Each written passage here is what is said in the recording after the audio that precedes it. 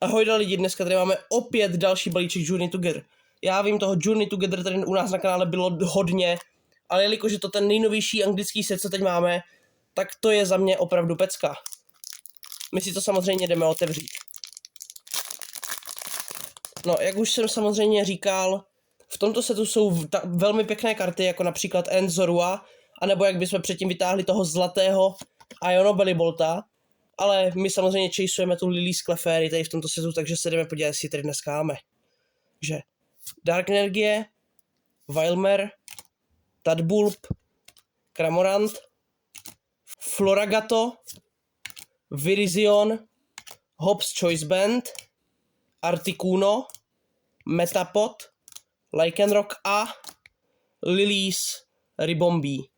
Tak tohle je dnešní hit, bohužel nic, ale rozhodně se nezapomeňte podívat na druhou část openingu toho booster boxu Crimson Haze, co vyjde na kanále jako další velké video, takže se rozhodně těšte. Dejte nějaký ten like, odběr, pokud mě chcete podpořit, a můžete napsat taky nějaký ten komentář.